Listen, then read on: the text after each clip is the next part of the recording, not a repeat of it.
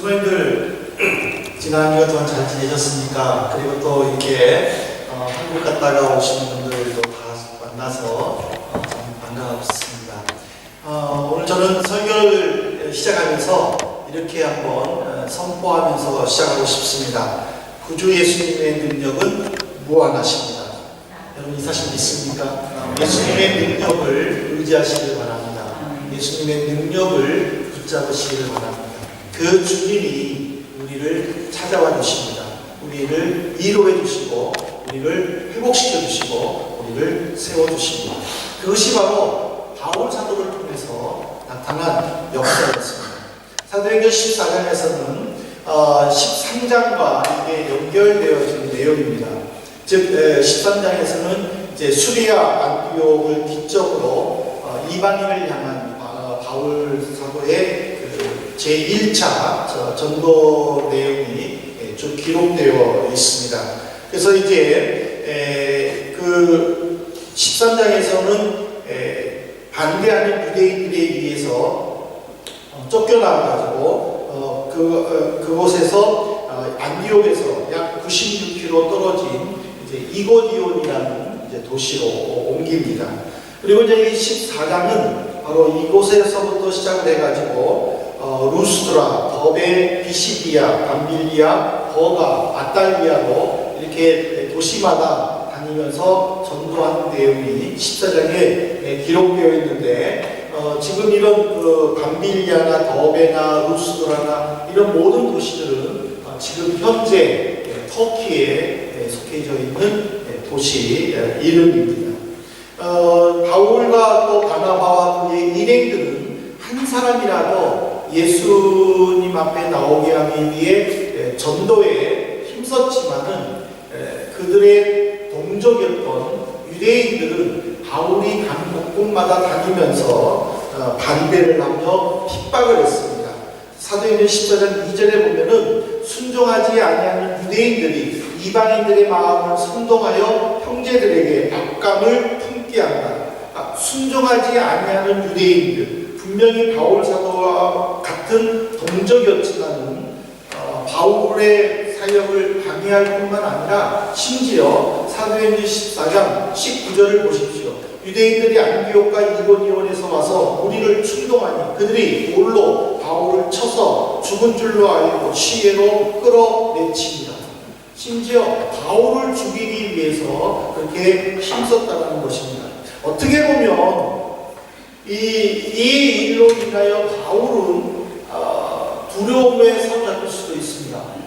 내가 또 다른 데서 핍박을 받으면 어떻게 할까? 아니면 요한 바가처럼 내가 이렇게 고생하려고 이렇게 복음을 전하나 하면서 다시 예루살렘으로 돌아갈 수도 있었을 것입니다. 하지만 바울은 그러지 않고 더 용기를 내면서 오히려 루스드라부터 시작해서 처음 믿는 사람들을 향해서 무엇라고 이야기했냐면 사도행전 14장 22절에 보면은 제자들의 마음을 굳게 하여 이 믿음에 머물러 있으라 권하고 또 우리가 하나님의 나라에 들어가려면 많은 환난을 겪어야 할 것이다.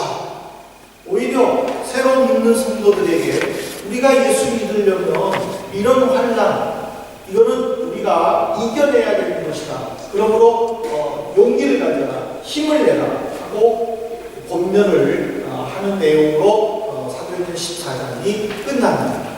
이 내용에서 예수님은 우리에게 두 가지를 교훈을 주셨는데 우리가 하나님 앞에 예배를 드리고 하나님 앞에 교회다운 교회를 세우기 위해서 우리가 계속 살펴볼 때에 특별히 사도행전 14장에서는 두 가지를 우리가 깊이 명심하고 삶에 실천해야 될 것입니다. 첫 번째가 뭐냐면 예수를 믿을 때에 두려움을 극복해야 됩니다. 예수님의 이름이요 열성이 있어야 하지만은 그러나 그 열성은요 두려움 앞에서 꺾어질 수도 있습니다. 사도행전 14장에는 사도행전 3장에서 베드로와 요한이 성전 미문에 앉은 뱅이를 고쳐준 내용처럼 바울은 바나바와 함께 루스드라에서 복음을 전하다가 일어나지 못하는, 발을 쓰지 못하는 지체장애아를 고쳐줍니다. 그때 루스드라에 있는 사람들이 그 당시에는 제우스라는 이방신을 섬기고 있었는데 그 생각을 한 겁니다. 바울과 바나바는 신인데 사람의 모양으로 우리에게 나타나서 지금 이 불쌍한 사람을 고쳐줬다 하고 믿었습니다. 그래서 바울과 바나바에게 제우스와 같다라고 하고 그들에게 제사 지내기 위해서 이제 준비를 하고 있었습니다. 그때 바울은 우리에게 제사 지내지 말고 살아계신 하나님을 믿으라 하고 권면하고 있었습니다. 근데 이 모습을 예수님을 믿지 않는 유대인들은 시기하고 있었어요. 그래서 주변에 있는 사람들을 충동질해서 바울에게 돌을 던졌고, 그리고 바울은 기절을 했는데 사람들이 죽은 줄 알고 성 밖으로 버렸던 것입니다. 선한 목적으로 바울은 이 일을 했지만, 그러나 그 목적 속에서 영광도 나타났지만은, 그러나 자기에게 다가오는 고통과 고난, 그는 참 극복하기가 힘들었을 것입니다. 그럼에도 불구하고 멈춰서지 않고 뒤돌아서지 않고 그는 끝까지 복음을 전했습니다. 심지어 자기의 전도로 말미암아 이제 새로 믿는 사람들이 두려움과 걱정이 있을 때에 그것을 알고 바울은 그들에게 권면한 것입니다. 두려워하지 마십시오. 우리가 예수를 믿으려면 이런 환난은 얼마든지 있고 이것을 우리가 극복할 때에 주의 은혜가 나타나는 것입니다 하고 권면하고 떠났습니다. 그리고 나서 이제 그가 다닌 곳들을 한번 보십시오. 제가 설교를 준비하면서 도대체 얼마만큼의 거리에 떨어져 있는가를 한번 구글 지도로 찾아봤습니다. 버가에서 비시디아 안디옥까지는 약 한 200km 떨어져 있고요. 이 비시디아 안디옥에서 이고니온까지는 96km, 그리고 여기서 루스드라까지는 63km, 그리고 여기서 더베까지는 한 36km가 떨어져 있다고 나오더라고요. 그러니까 최소 그는 약 한 500km 이상을 여행하면서 복음을 전했는데, 지금처럼 교통이 편한 것이 아니라 이 당시에는 걸어다니거나 아니면 노새를 타거나, 그리고 바닷길은 배를 타는 그것밖에는 없었습니다.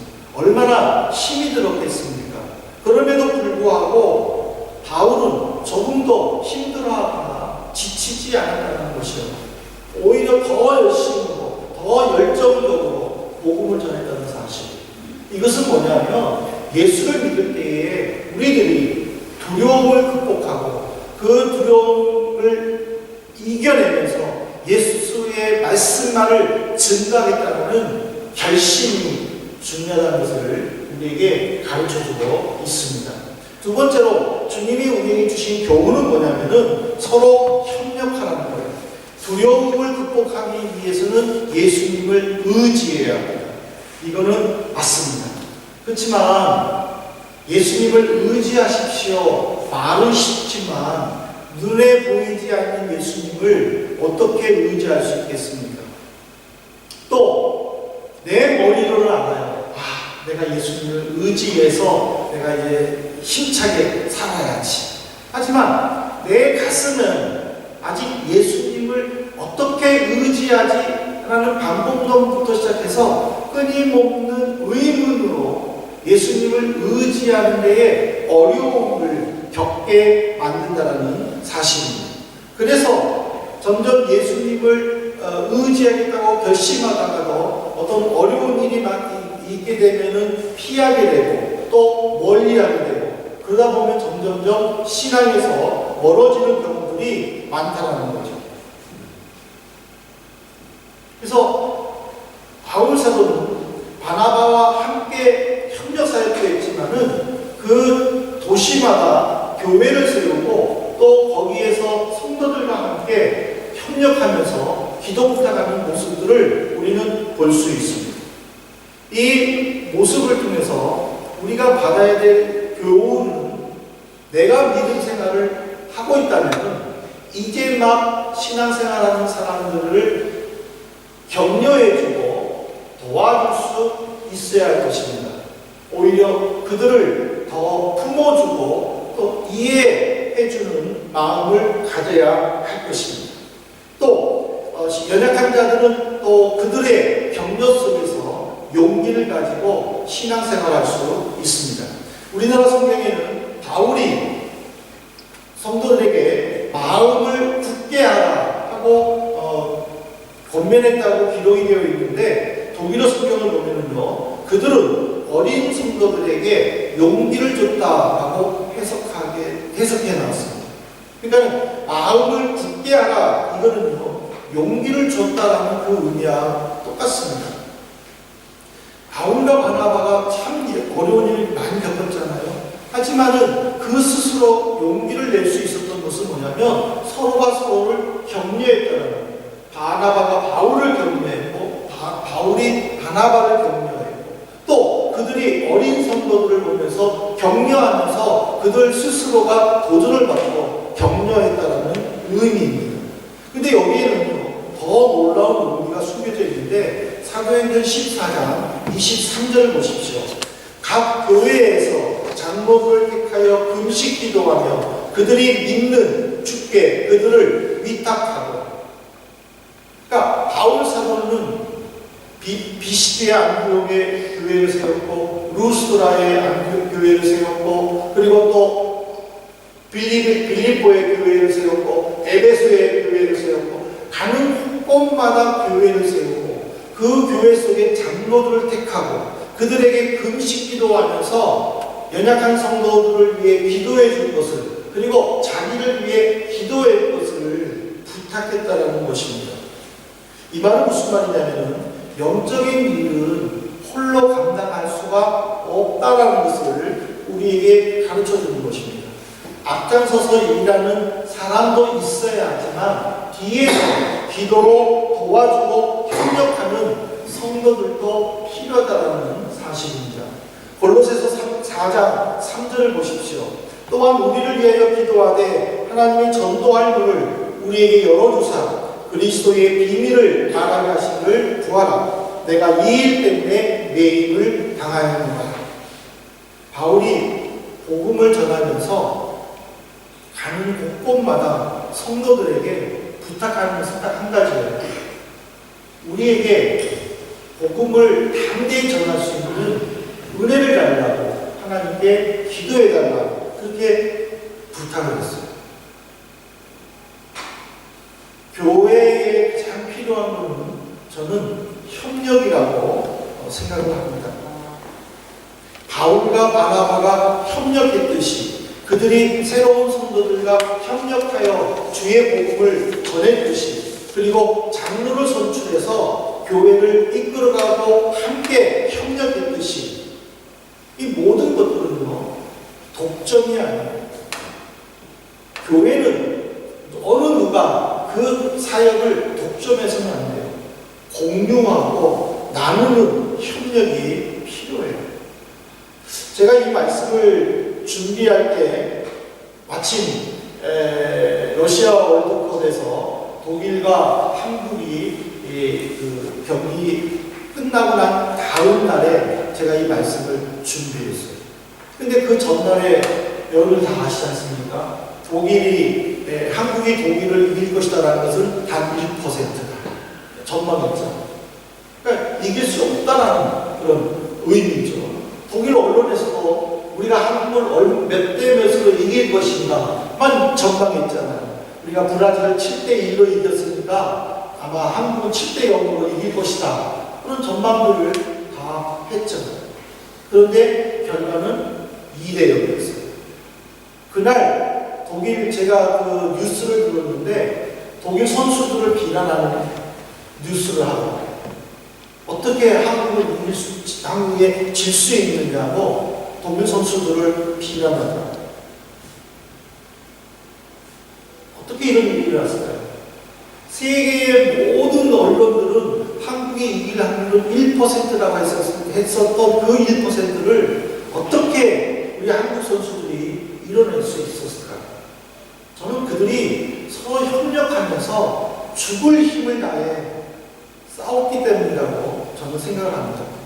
그러나 더 큰 것은요, 저는 영적으로 해석을 했는데 그 해석은요, 잠언 16장 18절이에요. 하나님은 잠언 16장 18절에 이렇게 선포하셨어요. 교만은 패망의 선봉이다. 하나님이 선포를 하셨기 때문에 이 선포가 맞다라는 것을 확인시켜 주시는 일이 필요하다고 저는 생각을 했어요. 그래서 독일을 지게 만들었다고 저는 영적으로 해석했어요. 독일 선수들이 얼마나 교만했는지 아십니까? 브라질 월드컵에서 이기고 돌아왔었을 때에 그들은 전 독일 국민 앞에서요, 테레비 앞에서 브라질 선수들을 비난했어요. 욕했어요.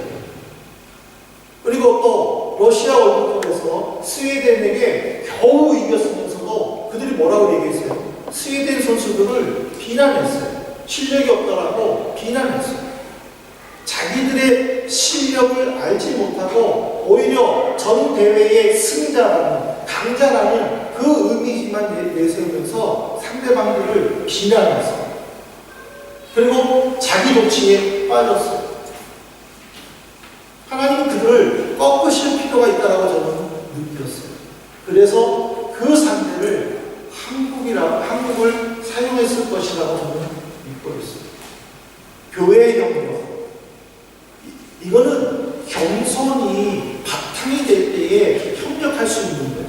그렇기 때문에 오죽하면 바울 사도가 빌립보서에서 뭐라고 부탁을 했습니까? 각각 자기보다 남을 더 낮게 여기는 거예요. 협력은요, 겸손이 바탕될 때에 다른 사람을 섬길 수가 있고, 그리고 같이 합력하여 선을 이룰 수가 있다는 사실입니다. 종종 세상 사람들은 이런 말을 합니다. 하늘 아래는 두 개의 태양이 존재할 수 없다라고 이야기합니다. 그러나 교회는요, 두 개의 태양뿐만 아니라 세 개, 네 개, 10개의 태양도 존재한다는 것을 우리는 인정해야 합니다. 그것이 협력이라는 것입니다. 내가 앞장서 가지고 내가 먼저 해야 되고 내가 우두머리가 해야 되고 그것이 아니라 남을 나보다 더 낮게 여기는 그 겸손함이 필요하다는 것을 가르쳐주고 있습니다. 그래서 저는 말씀을 맺으면서 우리 성도들에게 이렇게 질문을 하고 싶습니다. 분명히 사도행전 14장에서는 하나님께서 우리 한민교회를 통하여 또 한민교회에 속한 성도들에게 교회를 교회답게 세우고 하나님께 예배를 예배답게 드리기 위해서는 너희들이 먼저 두려워하지 말고 열정적으로 하나님을 섬기면서 예배에 집중해야 되고 교회 사역에서는 겸손한 마음으로 다른 사람을 더 낮게 여겨야 된다는 이 명제 아래 나는 얼마나 연약한 성도들을 돌보고 있는가, 나는 얼마나 그 새로운 사람들을 이해하면서 예수의 사랑으로 품으면서 그들을 권면하고 함께 신앙생활하고 있는가. 이제만 교회에 찾아오는 성도들을 얼마나 격려해주고 축복해주고 그들이 잘 믿음 안에서 자랄 수 있도록 협조하고 있는가. 마지막으로 교회에 세운 조직들을 인정하고 또 그 권위를 인정해주면서 서로 세우고 있는가. 만약 하나님께서 우리 한민교회 성도들의 모습 속에 이런 모습이 있다면 하나님은 새로운 사람들을 보내주실 줄로 믿습니다. 우리가 부족하지 않고 우리가 더 주의 일에 힘쓰기 위해서는 정말 중요한 것은 협력이라는 것입니다. 바울과 바나바가 서로 협력했듯이 성도들이 서로 협력했듯이 우리 한민교회도 서로 협력하고 무엇보다 하나님이 우리에게 보내주시는 그 사람들을 믿음으로 잘 잘 세워줘야 될 줄로 믿습니다. 그래서 우리 한민교회 성도님들이 이런 삶을 살아서 하나님께 인정받고 또 하나님이 보내주시는 사람을 말씀으로 잘 양육해서 그들이 유학생활뿐만 아니라 이 신앙생활도 한민교회를 통해서 잘 할 수 있도록 도와주는 성도들 되시기를 주님의 이름으로 부탁합니다. 오늘 이 말씀